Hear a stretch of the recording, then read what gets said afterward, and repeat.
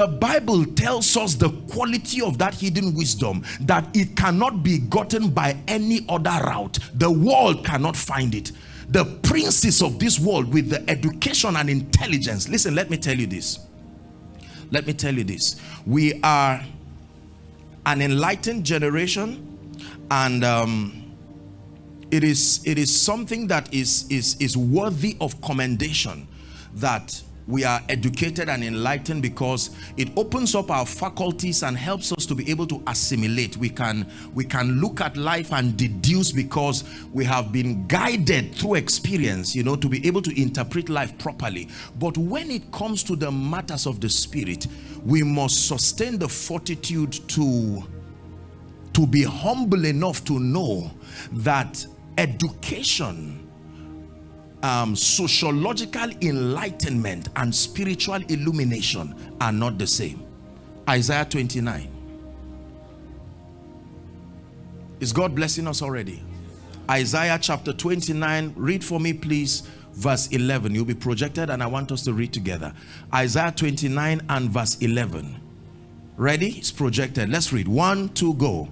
And the vision of all is become unto you as the words of a book that is, stop there first, a book that is sealed, a book that can be accessed, but at the moment it is sealed. Sealed from who? Listen, go ahead, let's read. No, please go back to verse 11. Go ahead and read. Which men deliver to one that is what? Learned, stop, intelligent, educated. They deliver the sealed book to him, and what is his response? Read this, I pray thee. And he said, I cannot, because it is sealed. It is true that I'm educated, but there is a mystery behind this book. It is sealed. I cannot read it. Not because I cannot recite the letters. It was not sealed with a scroll. It was sealed with a mystery. You can open the book and yet not see. Next verse. And the book is delivered to him that is not learned, saying, read this, I pray thee. And he said, in the first place, I'm not even educated. So there is a realm where both the educated and the uneducated stand helpless. These are the matters we're discussing in this conference. That there are dimensions that only the spirit, like a cult, can usher a man and say, come.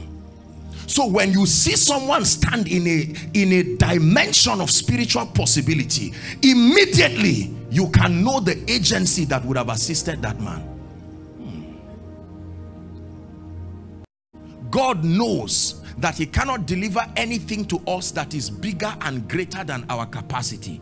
If you have a little cup and you are given a drum of water, you can only get a cup out of that drum. Not because the drum is unable to give more, but the vessel that you have is limited and you are confined by the limitation of that vessel. So God is a God that is obsessed with capacity.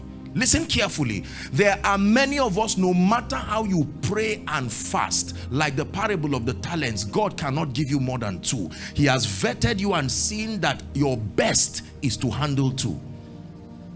So it's not a matter of praying and say, Lord, anoint me more. Lord, anoint me. Give me greater membership, greater influence in the spirit. No. It is an issue of spiritual capacity. Because remember, they got more bread than they had capacity for.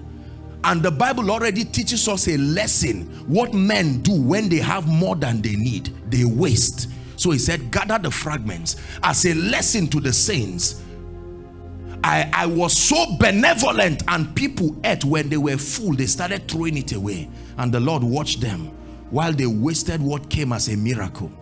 Once a miracle, now a waste. He said, gather the fragments. And the people wasted 12 baskets full. It was a lesson. Are we together now? That every time God looks at you, out of his love, he restricts his benevolence to your capacity. is an act of mercy so that there will be more when you expand. Because if he gives you everything and is beyond your capacity, you will waste and never have again.